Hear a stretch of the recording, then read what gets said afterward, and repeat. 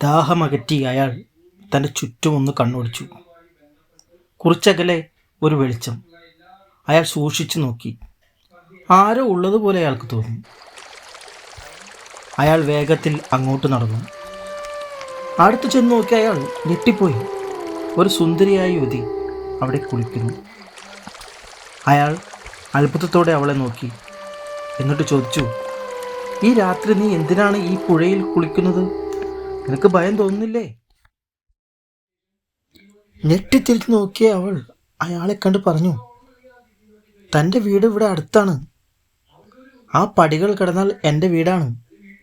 ആട്ടെ, താങ്കൾ എന്താണ് ഈ രാത്രി ഇവിടെ, അതും ഒരു പെൺകുട്ടി കുളിക്കുന്നിടത്ത്? അവൾ ചോദിച്ചു.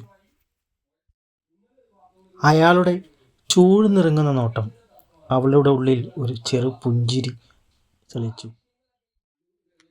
ഞാൻ വിശപ്പും ദാഹവും മൂലം അല്പം വെള്ളം കുടിക്കാൻ ഇറങ്ങിയതാണ്. അപ്പോഴാണ് ഇവിടെ ഒരാളെ കാണുന്നത്.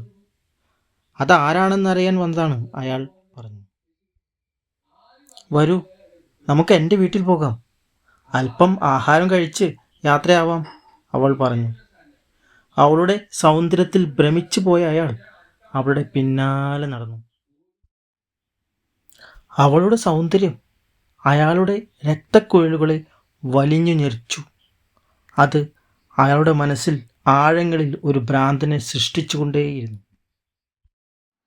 ഒരു ചെറിയ കുടിൽ.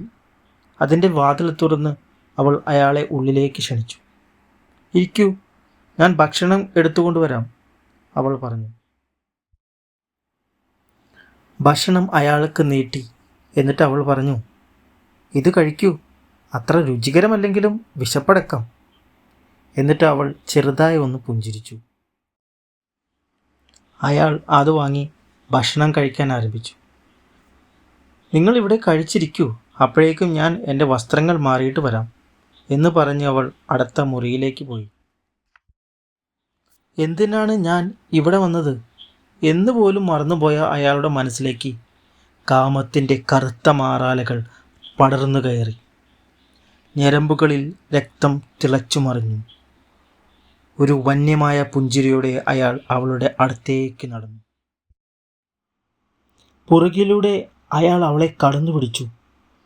കുതറിപ്പിടഞ്ഞ അവളെ ബലമായി ചുംബിക്കുമ്പോൾ അയാളുടെ ഹൃദയമിടിപ്പ് അവൾ കേട്ടു.